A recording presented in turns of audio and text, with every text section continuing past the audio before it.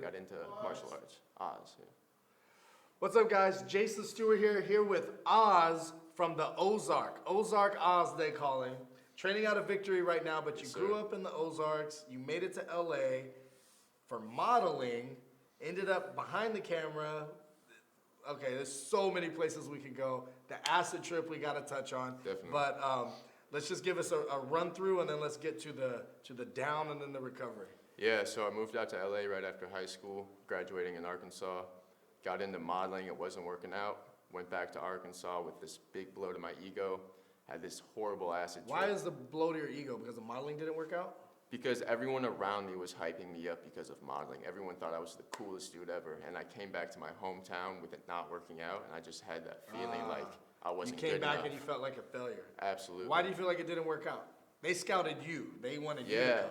I just looked like everybody else, and it was just a matter of personality, and I hadn't found myself yet. So you felt like they were scouting a bunch of people that you fit the same bill, yep. All you guys looked the same, and it just came down to who was passionate about it, or absolutely, or you know, and it wasn't something I was passionate about. And you weren't comfortable in your skin, and right. you were a young guy.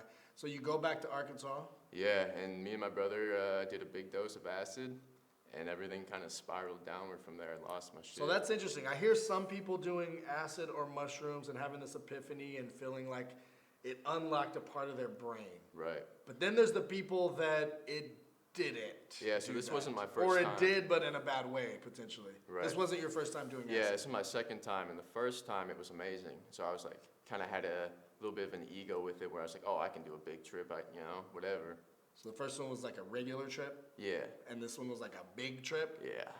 And it wasn't... It completely flipped. It didn't mess you up for a day. No, for years. It didn't mess you up for a week. It was years. Years, yeah. I was depression. Suicidal, psychosis, just dissociated from reality. There were months where I thought, like, maybe I was in purgatory. Maybe I died, and, like, this is some other world, I was out of it. I don't want to get too far off the topic, but sometimes Absolutely. I see these homeless people that you can tell they're not in their right mind, and I always wonder, did they take something that took them there and they never came back? Quite possibly. Like, are they in a complete different world? When you find yourself surrounded in the darkness with no light around you, it's hard to find your way out. You just kind of stumble around. How do you get out? Now, did you continue to do drugs while you're in that downward? Smoked a lot of weed. I drank alcohol a lot in my early 20s. Okay. And I was 22 when I finally had just this nervous breakdown in my car. I was like, what do I really want to be doing with my life? And I was always passionate about martial arts. I grew up watching UFC with my dad. And next day I went and signed up at a gym and started training consistently. Where was this? This was in South Central LA. Oh, so you're in LA, you start training. Yep. Then you make it down here because you have a sister that lives here? Yeah, my sister lives down here. 2020, I was supposed to fly out to Thailand, start training out there. March is when my flight was. COVID hits. Everything kind of starts falling apart. Second fighter that mentioned today that COVID kind of ruined their life at that point in time. It felt like it, but in hindsight, I'm so grateful because that's what got my mind right. I came down to San Diego after me and my girl broke up, and my sister was like, if you're suicidal, you need to see a therapist. Like this. And that's coming up a lot more, this whole, it's becoming normalized. Yeah. Like when I was a kid, if you're seeing a therapist, people, there was this connotation, like they must be crazy or they must be weak or something. But nowadays, it's literally like there's apps where your therapist can talk to you on the spot, and it's becoming normalized, which I think people don't understand how important that is. Absolutely. Mental health. Everybody has something that's not perfect. Now, there's also the people that just go, oh, I have mental health issues, I have mental... Right. No, you're stressed out because you're not doing this, not doing that. Yeah, your life isn't in alignment. Go outside, take a walk, this and that. So, but then there's the other side where it's like people just think, oh, no, I'm fine. Right. Well, and I kind of had the mentality, you like, I'll do it myself, I'll figure it out. Like, yeah. And so, how did you get medication? Like what? No, so I'm really against all of that. Thankfully, I had I was kind of on the tip of meditation. I was studying psychology and just trying to learn about my brain because I knew like shit was going on in there that I had to figure out. Yeah. So did it feel like you broke it? Like, shoot, I took that acid, I broke my brain. A little bit, man. Can it even be fixed? Exactly. Yeah, I was stuck in this. Do you feel like you fixed it? Absolutely, man. And what was the 180? How? So my therapist got me into meditation, And since it was COVID times, I had nothing else to do. I was meditating hours a day. Started doing breath work. Hours a day? Hours a day. I have trouble meditating for 20 minutes. When I started, I couldn't go for 2 minutes, man. The thoughts in my head would torment me. Yeah. I could not go for 2 minutes. I'm immediately like, crap, I forgot this. Shoot this message. Right. Okay, start again, Right. Boom, boom. All the things you got to do. It's been 30 minutes and you never sit still for You didn't have 5 stillness minutes. for a moment, yeah. Now, luckily, I've done it enough times to where I can knock out 20, 30 Right. minutes. I had to start with guided meditations. That's the only way I could do it. And once I got up to, I would do like 20-minute guided meditations, and then I would work up to hour-long meditations. And I was like, all right, maybe now I can try just by myself to meditate. And from there, it's just... So you're meditating hours per day. And all of these thoughts would come up, all of these memories and connecting these dots and these limiting beliefs and why I think about myself in this way.